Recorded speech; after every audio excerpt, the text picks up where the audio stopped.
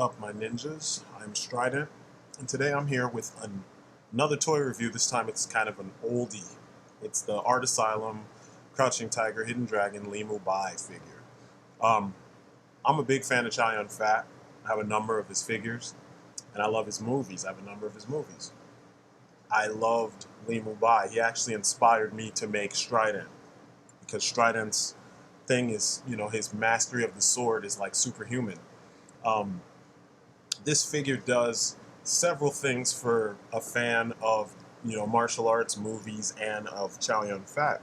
Number one, it's one of the only toys we have that looks like it came straight out of a kung fu movie. Number two, it's a badass character. Number three, the sculpting detail on this figure is just amazing, and he somehow manages to kind of fit in with any of your different lines. I mean, his articulation is fairly limited, but the poses that you can get him in, as you can see, are some pretty nice kung fu movie, wushu-esque poses, because, I mean, that's pretty much what this guy does. Now, this figure came out, I want to say, a year after the movie, or the year of the movie. I'm sorry, not the year after, it was the year of the movie. I don't know why I said that. I remember getting it after I saw it for the sixth time. I think I saw it for the sixth time when it left from the independent theaters and went to the mainstream theaters. But as you can see, everything about this guy, from his skin tone to the light airbrushing on his clothing, to the fact that his ponytail is made out of a kind of a lighter rubber that flows the way the ponytail would flow. It's just insane. All of his costume is all sculpted in a softer plastic, and except for his arms and legs. So all the flowy parts are kind of a softer plastic, but not as soft as the braid.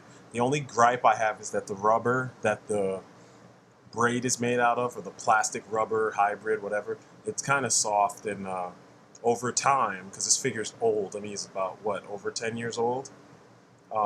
Over time, the rubber starts to break down. But he came with a ton of accessories, like this bamboo stick, so you could recreate the scene from the movie when he fights Jen Yu with the stick, and she has Jade Destiny, or Green Destiny. He came with a cool base that was actually the treetops. I've ever since lost that thing. He came with a Wudan sword, or Chinese straight sword, which is really cool. I think it's the only, straight sword, Chinese straight sword, that I have for figures this size, which is awesome. Anyway, Art Asylum made a Bruce Lee line around that same time, and he fits in with the Bruce Lee line. It's just, I think the same sculptors worked on it, same painters, etc., and it works. I had to tweak that Bruce Lee figure, so you see the wraps on his hands, but I gave him a better pair of holding hands. But the other one, the legendary Bruce Lee, I left as is. But like I said, my collection spans several collections, several genres and everything. So, I don't hold back when it comes to the stuff I dig. And I'm really happy with these figures, I've shown a number of people, and they didn't even know that these guys existed. Now, I do regret not getting the other three figures in the line. There was a Jen Yu figure wearing her ninja-ish costume when she stole Green Destiny, and then there was Yushu Liang. I think it's the scene where she's about to fight Jen Yu, and then there was also the Iron Cloud Low, or Dark Cloud Low. But these figures in general, but mostly this one, it captures Chow Yun-fat's likeness perfectly. It captures Li Mu Bai's likeness perfectly, because he's got the attitude of Li Mu Bai. His clothing, everything is crafted in such a way that you get the point without them sparing expenses, And it seems like they don't do figures like this anymore. It's either the McFarlane approach, or it's the overly articulated Marvel Legends approach that doesn't make your figure really feel official. But there's more detail of his ponytail. He has decent posability.